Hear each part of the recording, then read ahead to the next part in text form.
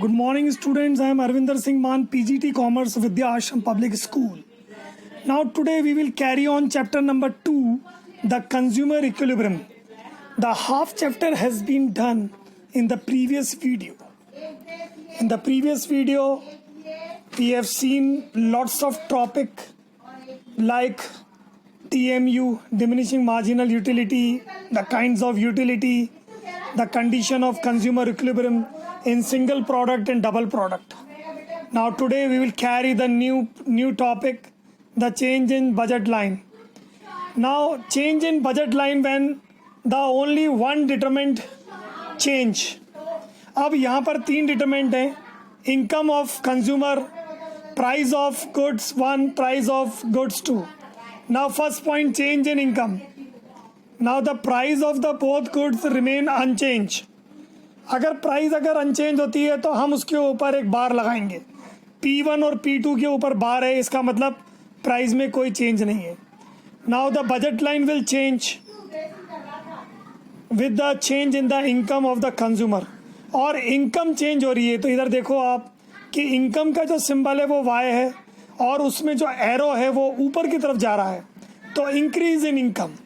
तो अगर income increase है तो श्योर है कि वो दोनों प्रोडक्ट खरीद लेगा. तो the budget line will shift rightward. और अगर वो इनकम अगर कम होती है, if the income declines then the arrow is downward, so the budget line will go leftward. In this way we can see that decrease in income, then the budget line will go leftward. Increase in income, it will go rightward. Now change in the price of only one good, that is good number 1. अब यहाँ diagram से देखिए आप, जो price 1 है उसमें change है, income में कोई चेंज नहीं है, प्राइस 2 में कोई चेंज नहीं है. तो जब प्राइस 2 में कोई चेंज नहीं है तो उधर गुड्स में भी कोई चेंज नहीं है. तो गुड्स 2 में है, कोई चेंज नहीं है. प्राइस 1 में चेंज है, प्राइस 1 बढ़ गई है तो हम उसकी क्वांटिटी को कम खरीदेंगे. तो वो जो आर्क है, जो बजट लाइन है, वो अंदर की तरफ बनेगा और कम हो जाएगा. अब आप देखो गुड 1 जो है वो AB था, अब गुड 1 जो है वो AB1 है, यानी कि हमने उसको रोटेट किया है, उसको लेफ्टवर्ड रोटेट किया है, AB2 AB1. अब दूसरा डायग्राम देखिए, decrease in price of goods 1. Now price में कमी हुई है तो वो बाहर की तरफ बनेगा. अब यहाँ देखो वो AB से AB2 हो गया है. यहाँ पर हम किस चीज़ को डिनोट कर रहे हैं, Y फिक्स्ड है, P2 फिक्स्ड है, लेकिन P1 जो है वो कम हो गया है. अगर प्राइस अगर कम हुआ है तो हम क्वांटिटी को बढ़ा देंगे तो वो राइटवर्ड जाएगा. Change in price of goods 2, बिल्कुल उल्टा. तो अगर गुड्स 2 में चेंज हुआ है और प्राइस जो है वो बढ़ी है तो हम गुड्स 2 को घटा देंगे, और प्राइस अगर घटी है तो हम गुड्स 2 को बढ़ा देंगे. इधर घटाएंगे, इधर बढ़ाएंगे. Now change in the budget line when more than 1 determined change, 2 से ज़्यादा. Now when the price of the good 1 and the price of the good 2 change in the same direction and also by the same percentage, then what will happen? Then there will be the parallel rightward shift and the parallel leftward shift. Now in this way the A diagram. अब यहाँ पर देख सकते हैं figure number 2.8. Figure number 2.8 में आप थोड़ा सा पीछे की तरफ टर्न करेंगे तो यहाँ आप देखेंगे 2.8, ये वाला डायग्राम. तो यहाँ पे अपन ने देखा कि वो वापस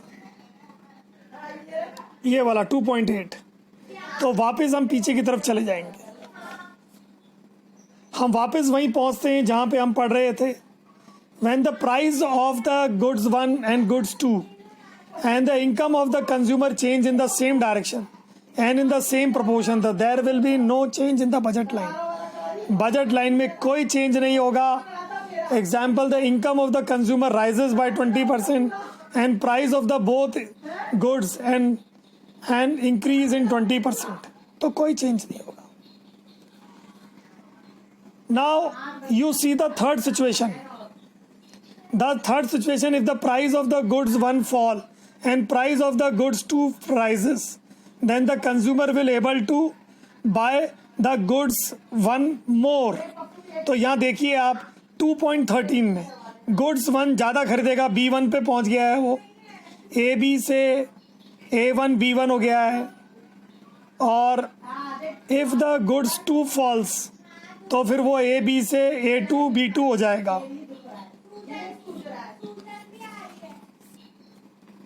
Now indifference curve analysis. Now the indifference curve analysis and consumer equilibrium. First of all, we will see the preference.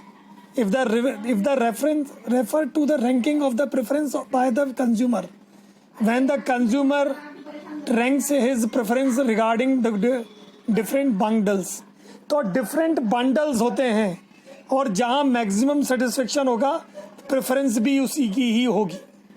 जैसे बंडल 2 गुड्स हैं A और B, उनके बंडल हैं, तो कंज्यूमर में prefer bundle A to B और B to A, and the consumer में indifference bundle A और B according to their satisfaction level.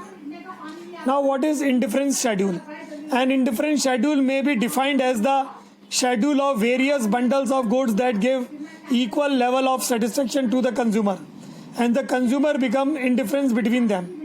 अब इंडिफरेंस शेड्यूल क्या होता है? यहाँ से देखें आप कि गुड्स A बढ़ रहा है 1 2 3 4 5 और गुड्स 2 जो है वो घट रहा है 12 8 5 3 2.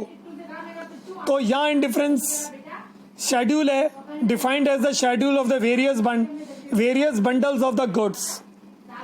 Now indifference curve is a locus point representing such bundles of the 2 goods among which the consumer is indifferent. Consumer different, indifferent. उसके locus point है वो different है.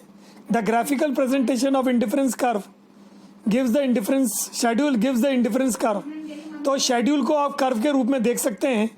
तो combination of the goods which give the equal satisfaction to the consumer. अब A ही जो है वो indifference curve है. Combinations है A, B, C, D, E on which are available to the consumer and all the bundles given him the equal satisfaction. Equal satisfaction होगा क्योंकि वो एक ही कर्व पे है.